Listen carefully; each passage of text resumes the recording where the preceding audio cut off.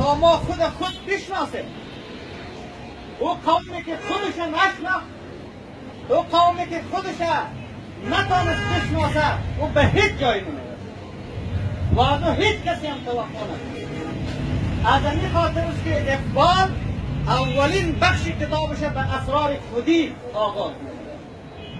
خودی یعنی تاجیک باید به خود بیاید، تاجیک باید خود بفهمد که تاجیک کیست.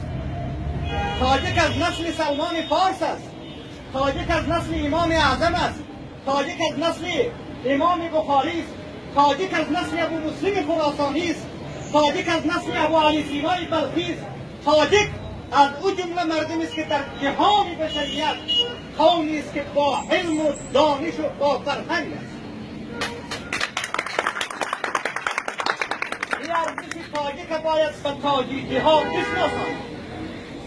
یک چیزی که من تا به حال در کتاب ندیدم، از دهن یک عالم بسیار بزرگواری را شنیدم، ایست تاجیک چرا تاجیک میگه؟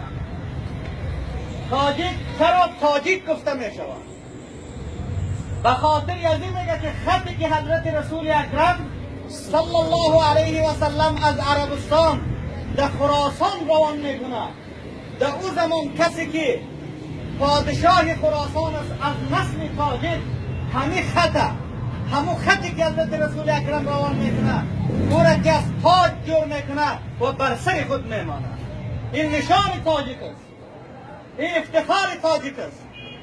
هزارها محدث، هزارها مفسر، هزارها فقیه، هزارها مورخ این تاجیک دارد.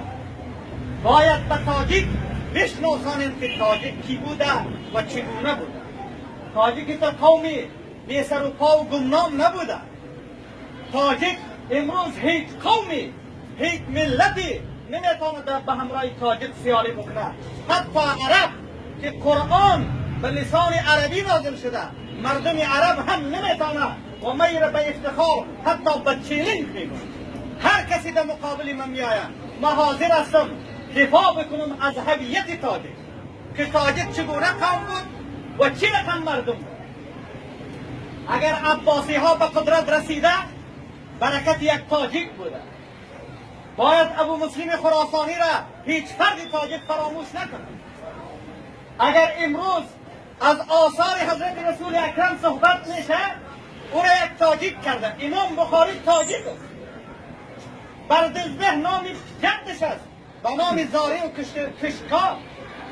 اگر امروز فقه حضرت رسول اکرم، سیرت حضرت رسول اکرم در جهان پخش شده، او را یک تاجیک کرده.